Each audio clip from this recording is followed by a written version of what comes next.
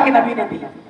عبداللہ بن شقیق فرماتے ہیں کانا اصحاب النبی صلی اللہ علیہ وسلم لا يرون شيئا من الاعمال تركه كفر الا الصلاۃ، کہ صحابہ کرام سارے صحابہ کسی بھی عمل کو چھوڑنا کفر نہیں سمجھتے تھے سوائے صلاۃ کے، نماز کو چھوڑنا کفر سمجھتے تھے۔ عبداللہ بن مسعود فرماتے ہیں وَلَقَدْ رَأَيْتُنَا، عبداللہ بن مسعود فرماتے ہیں میں نے دیکھا ہے ہم کو، یعنی صحابہ کو، میں نے خود کو اور صحابہ کو دیکھا ہے وَمَا يَتَخَلَّفُ عَنْهَا إِلَّا مُنَافِقٌ مَعْلُومُ النِّفَاقُ، صلاۃ سے نماز سے کوئی پیچھے نہیں رہتا تھا سوائے منافق کے جس کا نفاق پورے مدینے میں معروف ہو۔ سبحان اللہ، نماز سے پیچھے رہنے والا مسلمان ہو ہی نہیں سکتا۔ یہ صحابہ کا طریقہ تھا، اور ہم صحابہ کی پیروی کرنے والے ہیں، صحابہ کے نقش قدم پر چلنے والے ہیں۔ میرے عزیزوں، ہم نے صحابہ کے طریقے کو چھوڑ دیا۔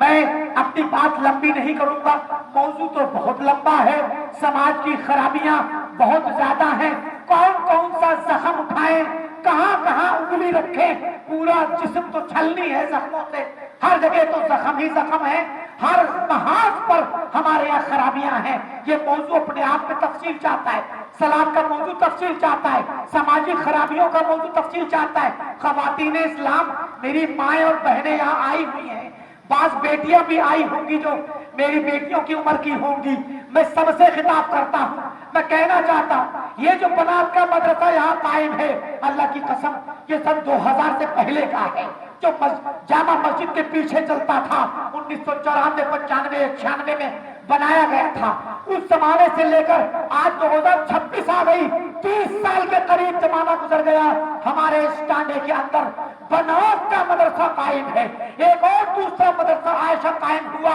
وہ بھی بہت جلد اس مدرسے کے بننے کے بعد ہی 7-8 سال کے بعد بن گیا تھا۔ پچھلے 20 سالوں سے 2 مدرسے چلتے ہیں، گاؤں کی تقریباً ساری بچیاں ان مدرسوں میں پڑھتی ہیں، سوائے چند کے جو کچھ دوسرے اسکولوں میں پڑھتی ہوں گی۔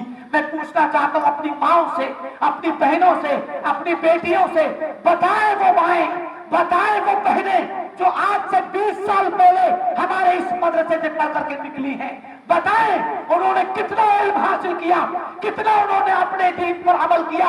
آج وہ بیٹیاں جو 2000 میں 2001 میں 2002 میں اس بنات سے پڑھ کر کے فارغ ہوئی اور ان کی شادی 2001 2 یا 3 میں ہوئی، اللہ نے ان کو اولاد سے نوازا، آج ان کا بیٹا 22 سال کا ہوگا، آج ان کی بیٹی بھی 20-18 سال کی ہوگی۔ بتائیں وہ بہنیں کہ آج جب وہ اپنی بیٹی کی شادی کرنے چلتی ہیں تو کون سی رسمیں نبھاتی ہیں؟ بتائیں وہ مائیں جو آج جو بنات کے مدرسے کی پڑھی ہیں، اپنے بیٹے کے شادی کا نکاح اور نکاح کے لیے رشتہ تلاشنے چلتی ہیں تو کون کون سی رسموں کو چھوڑتی ہیں، کون سے علم پر انہوں نے عمل کیا ہے؟ کس کی خامی ہے؟ ہماری بیٹیوں کی خامی ہے، ہماری ماؤں کی خامی ہے، ہماری بہنوں کی خامی ہے، یا ہمارے اسکول کی خامی ہے، یا ہماری تربیت کی خامی ہے؟ یہ لوہے فکریہ ہے۔ ہمارے ٹانڈے کے اندر اور رچھا کے اندر 2 مدرسے پائے جاتے ہیں۔ یہ بات بالکل سچ ہے کہ سارے بچے مدرسے میں نہیں پڑھتے، چند ہی بچے پڑھتے ہیں، مدرسہ محمدیہ ہو یا رچھا کا معہد ہو یا دہلی سنابل ہو یا بنارس کا مدرسہ، کوئی بھی مدرسہ ہو، مدرسے میں پڑھنے والے 2 سے 3% ہوتے ہیں۔ لیکن اس کے باوجود اگر کوئی بچہ پڑھ کر کے آتا ہے، کوئی حافظ بن کے آتا ہے، کوئی عالم بن کے آتا ہے، تو اس کے ہی گھر کی مائیں، اس کی ہی بہنیں، اس کی ہی بھابیاں، اس کے باپ، اس کے چچا، اس کے بھائی، وہ سب سوچ کرتے ہیں کہ بغیر جہیز کے شادی نہیں کریں گے۔ وہ مولوی بیچارہ پریشان رہتا ہے کہ اپنے دین کی، اپنے علم کی پرواہ میں اور لحاظ میں اگر شادی کرے تو سارے لوگوں سے جنگ کرنی پڑے گی، اور اگر گھر والوں کی مانے تو دین کے خلاف اسے جانا پڑے گا۔ کیوں آخر یہ ماحول بنا ہوا ہے؟ کہاں پر خلل ہے؟ کہاں پر وہ خرابی ہے جو اس پورے ماحول کو سدھرنے نہیں دینا چاہتا؟ خرابیاں بہت ہیں، وجوہات بہت ہیں، میں 1 بجے جس کی میں نے ابتدا کر دی ہے اسی کو بتا کر تھوڑی سی دیر میں بات اپنی ختم کروں گا انشاءاللہ۔ ہماری طرف سے جو سب سے بڑی خامی ہے، مائیں بھی سن لیں، باپ بھی سن لیں، نوجوان بھی سن لیں جن کی شادی ہونے والی ہے، سب سے بڑی خرابی یہ ہے کہ ہم نے خود اپنے اوپر دین کو نافذ نہیں کیا، ہم نے خود اللہ کو نہیں پہچانا، ہم نے خود اللہ کا احترام نہیں کیا۔ وَمَا قَدَرُ اللَّهَ حَقَّ قَدْرِهِ، ہم نے اللہ کی قدر نہیں کی، اللہ کی تعظیم نہیں کی، اللہ کی محبت ہم نے نہیں کی، ہمارے دلوں میں ایمان نہیں ہے، بجھا ہوا مٹا ہوا دھندلا سا ایمان ہے۔ ہم نے ایمان کو سیکھنے کی کوشش نہیں کی، ہم نے اپنے بچوں کو تربیت دینے کی کوشش نہیں کی۔ میں نے شروع میں ایک آیت پڑھی تھی سورہ لقمان کی، اللہ رب العالمین نے لقمان حکیم کا قول نقل کیا، اس میں اختلاف ہے، بعض لوگ کہتے ہیں علماء کہ وہ نبی تھے، بعض کہتے ہیں وہ ایک نیک صالح تھے، زیادہ تر کا قول یہی ہے کہ وہ ایک نیک صالح انسان تھے۔ لقمان حکیم نے، لقمان علیہ السلام نے کہا وَإِذْ قَالَ لُقْمَانُ لِابْنِهِ، یاد کرو اس وقت کو جب لقمان نے اپنے بیٹے سے کہا۔ توجہ چاہوں گا تمام ماں باپ کی جن کے پاس اولاد ہے، اپنے آپ کو لقمان کی جگہ پہ رکھیے۔ وَإِذْ قَالَ لُقْمَانُ لِابْنِهِ، لقمان نے اپنے بیٹے سے کہا وَهُوَ يَعِظُهُ، اور وہ ان کو نصیحت کر رہے تھے۔ کیا مطلب؟ نصیحت کرنے کا مطلب ہوتا ہے بچے کی بھلائی اور دنیا کی کامیابی کے لیے اس کو تربیت دینا۔ نصیحت کر رہے تھے، کیا کہا؟ یا بنیا، یا بنیا۔ عربی زبان میں ابن کا معنی ہوتا ہے بیٹا۔ ہم کہتے ہیں عبداللہ بن عمر، عبداللہ بن عباس، بن عمر بن خطاب، بن کے معنی بیٹا، اس کو ہم ابن کہتے ہیں، الگ کر لیتے تو ابن کہتے ہیں الف لگا کر کے، اور ملا کے بولتے تو عبداللہ بن عمر الف ہٹا کے بولتے ہیں۔ ابن کا معنی بیٹا۔ لیکن عربی زبان میں جب ہم اپنے بیٹے کو پیار سے بلاتے ہیں، پیارے بیٹے، میرے عزیز بچے، میرے لخت جگر، میرے عزیز،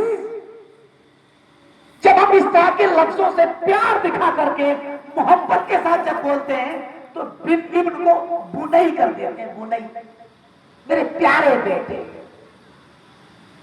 لقمان علیہ السلام کہتے ہیں میرے پیارے بیٹے، لا تشرک باللہ، اللہ کے ساتھ شرک نہ کرنا، ان الشرک لظلم عظیم، کیونکہ شرک بہت بڑا ظلم ہے۔ یہ موضوع توحید اور شرک کا نہیں کہ میں اس کی تفصیل میں جاؤں، لیکن آپ یہاں یہ دیکھیں کہ لقمان نے اپنے بیٹے کو کیا کہا، کون سی نصیحت کی، کون سا حق یاد دلایا۔ اللہ کے نبی صلی اللہ علیہ وسلم جا رہے تھے ایک مرتبہ، معاذ بن جبل آپ کے پیچھے آپ کی اس جانور کی پیٹھ پر بیٹھے ہوئے تھے۔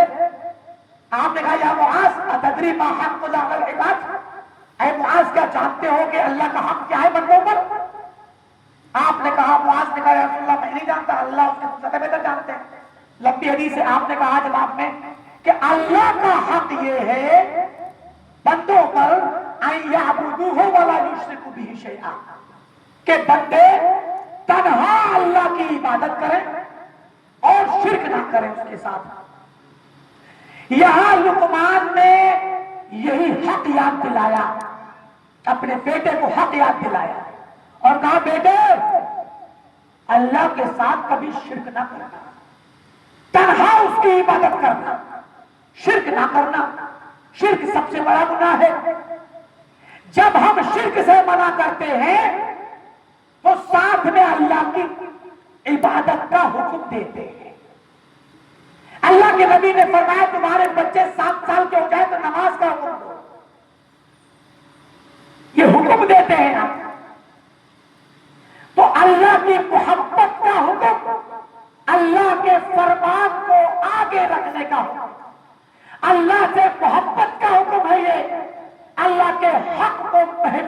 کرنے کا حکم ہے، گردن کٹ جائے مگر اللہ کا حق نہ جائے۔ شرک سے منع کیا، توحید کی دعوت دی، عبادت کی دعوت دی، اپنے رب کو پہچاننے کی دعوت دی۔ اب اس کی تفصیل صحابہ کی زندگی سے دیکھیے آپ۔ عبداللہ بن عمر فرماتے ہیں، اور ایک اور صحابی ہیں جندب بن جنادہ، جندب بن جنادہ رضی اللہ تعالی عنہم جميعا۔ جندب بن جنادہ فرماتے ہیں، ان کے الفاظ ہیں، كنا عند النبي صلی اللہ علیہ وسلم ونحن غلمان حزابرہ، ہم اللہ کے نبی کے پاس بیٹھا کرتے تھے اور ہم ابھی نئے نئے نوجوان تھے۔ غلام الحزر عربی زبان میں کہتے ہیں جو 13-14 سال کا بالکل ٹین ایجر، جو ابھی ابھی بالغ ہوا ہو، 13-14-15 سال کا بچہ۔ ہم ابھی چھوٹے چھوٹے نوجوان بچے تھے، 13-14 سال کے۔ فرمایا کہ ہم اللہ کے نبی کے پاس بیٹھتے تھے تو کیا ہوا، ہم کیا کرتے تھے، فَتَعَلَّمْنَا الْإِيمَانَ قبل ان نتعلم القرآن، ہم نے اللہ کے نبی کی مجلس میں، اپنے گھر والوں کی مجلس میں ایمان پہلے سیکھا، قرآن بعد میں سیکھا۔ ایک بات بتائیے، ہمارے لیے تو قرآن ہماری زبان نہیں ہے، ہم تو اردو بولتے ہیں یا ہندی بولتے ہیں۔